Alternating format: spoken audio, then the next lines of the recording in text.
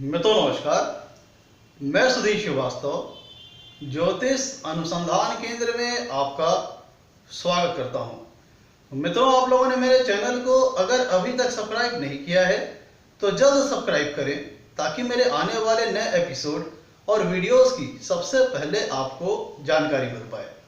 ज्योतिषी योगों की श्रृंखला में मित्रों, आज हम बात करेंगे उभयचरी योग के विषय में। उभयचरी योग सूर्य द्वारा बनने वाला एक उत्तम राजयोग है। उभयचरी योग शुभ योगों की श्रृंखला में एक अत्यंत सुफल देने वाला योग है। उभयचरी योग की जो परिभाषा है मित्रों, वो है तो काफी सरल, काफी सिंपल है, लेकिन उसी सरल परिभाषा के अंतर्गत उभयचरी योग के बनने के लिए कई सारे कॉम्बिनेशन है, कई सारे वेरिएशन है, कई सारी वेराइटीज है। मित्रों, उभयचरी योग की जो परिभाषा है वो काफी सरल है, बड़ी आसानी से समझ में आ सकता है आपको, लेकिन उसी के अंतर्गत ही कई सारी पॉसिबिलिटीज हैं। कई तरह से उभयचरी योग का निर्माण हो सकता है, जिसके अलग अलग फल हो सकते हैं, विभिन्न फल हो सकते हैं, पर प्रत्येक फलों में कुछ कॉमन पॉइंट्स हैं, कुछ कॉमन चीजें हैं कि जो कि हर एक वेरिएशन, हर वैरायटी द्वारा बनाए गए उभयचरी योगों में जो प्राप्त होते हैं। जैसे कि अगर हम कुछ कॉमन पॉइंट्स की बात करें, जो कि विभिन्न जितने भी वेराइटीज, जितने भी वेरिएशन है उभयचरी योग के, सबके अंतर्गत वो फल जो प्राप्त होते हैं वो ये हैं कि जातक को अपने जीवन में काफी यश प्राप्त होता है, जातक का मनोबल और आत्मविश्वास काफी ऊंचा होता है, जातक अपने जीवन में काफी सफल होता है, सुख और समृद्धि प्राप्त करता है, सुखों से संबंधित सभी संसाधन प्राप्त करता है, कुशल वक्ता होता है, बोलचाल की कला में दक्ष होता है, बोलचाल की कला में निपुण होता है, सभी वर्गों के द्वारा जीवन में सम्मान प्राप्त करता है, छोटे बड़ों सभी द्वारा सम्मानित होता है और समाज में उसकी एक अच्छी प्रतिष्ठा होती है, अच्छा यश प्राप्त करता है, अच्छी कीर्ति प्राप्त करता है।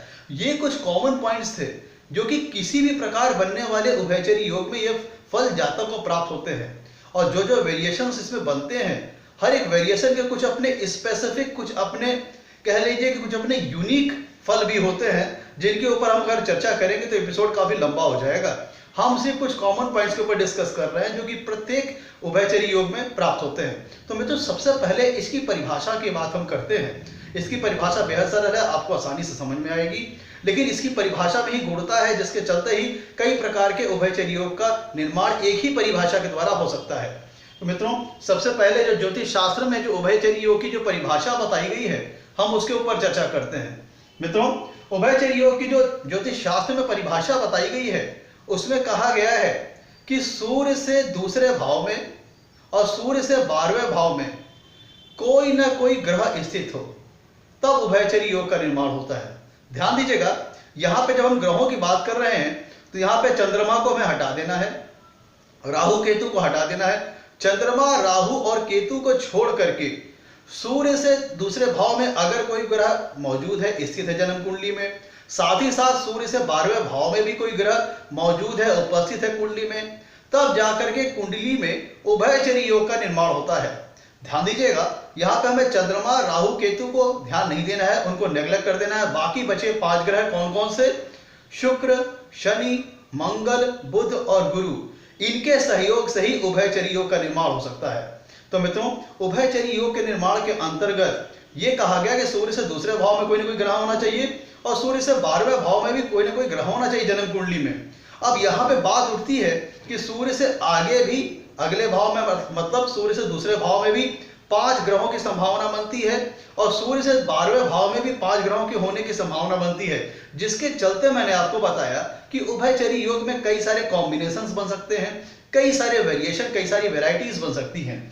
आपको समझाने के लिए मैं एक उदाहरण के माध्यम से आपको समझाने की कोशिश करूंगा। आपको समझाने के लिए मैंने मेष लग्न का एक चार्ट लिया हुआ है। मान लीजिए कि सूर्य आपकी कुंडली के, मेष लग्न कुंडली के तीसरे भाव में उपस्थित है। मान लीजिए कि सूर्य मेष लग्न कुंडली के तीसरे भाव में उपस्थित है और जैसा कि परिभाषा में कहा गया कि सूर्य से दूसरे भाव में कोई ग्रह होना चाहिए और सूर्य से 12वें भाव में भी कोई ना कोई ग्रह होना चाहिए। मतलब 2 मैंडेटरी कंडीशन होगी। पहली ये कि सूर्य से दूसरे भाव में कोई ना कोई ग्रह होना चाहिए और दूसरी मैंडेटरी कंडीशन क्या है? साथ ही साथ सूर्य से 12वें भाव में भी कोई ना कोई ग्रह उपस्थित होना चाहिए। तो चलिए, हमने मान लिया कि सूर्य से दूसरे भाव में यहाँ पे गुरु बैठे हुए हैं और सूर्य से 12वें भाव में यहाँ पे शुक्र बैठे हुए हैं। आपको समझाने के लिए उदाहरण दे रहा हूं किस प्रकार से कुंडली में उभयचरी योग का निर्माण हो सकता है। चलिए मान लिया हमने कि सूर्य से दूसरे भाव में गुरु बैठे हुए हैं और सूर्य से 12वें भाव में शुक्र बैठे हुए हैं।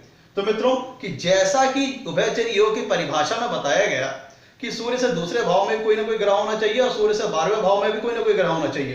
तो प्रस्तुत उदाहरण में सूर्य से दूसरे भाव में गुरु है और सूर्य से 12वें भाव में शुक्र है। तो इस प्रकार से इस उदाहरण के अंतर्गत उभयचरी योग का निर्माण हुआ।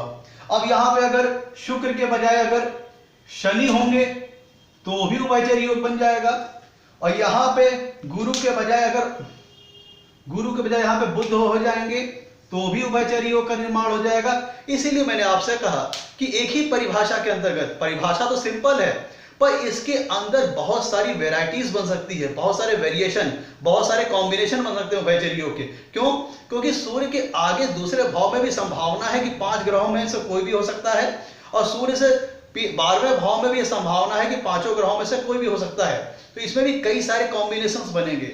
हर एक कॉम्बिनेशन के कुछ अपने यूनिक डिफरेंट फल, अलग अलग विभिन्न फल हो सकते हैं, लेकिन हर एक कॉमन कॉम्बिनेशन के कुछ कॉमन फल हैं। जैसा कि जातक को प्रतिष्ठा प्राप्त होगी, जातक को सलवक्ता होगा, जातक को यश मान सम्मान कीर्ति मिलेगी, जातक का चूंकि सूर्य ग्रह द्वारा बन रहा हुआ राजयोग है जिसके चलते व्यक्ति का मनोबल आत्मविश्वास काफी ऊंचा होगा, जातक के चेहरे पे तेज होगा, जातक बोलचाल की कला में निपुण होगा, सभी वर्गों द्वारा सम्मान प्राप्त करने वाला होगा।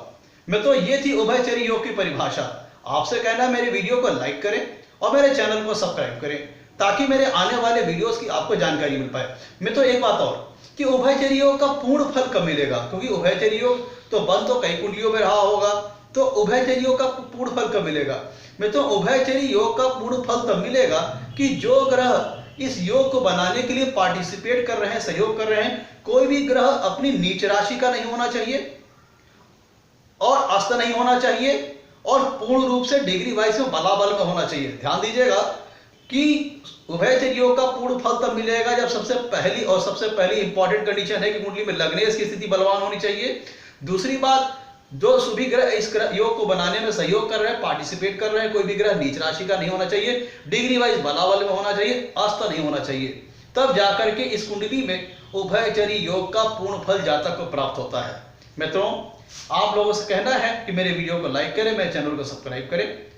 आपके लाइक्स और सब्सक्रिप्शन मित्रों हमें मोटिवेशन प्रदान करते हैं, प्रेरणा उत्साहित करते हैं ताकि हम आगे चल करके और अच्छे वीडियो आपके लिए बना सकें और आपके सामने ला करके प्रस्तुत कर सकें। मित्रों आज के लिए इतना ही, धन्यवाद।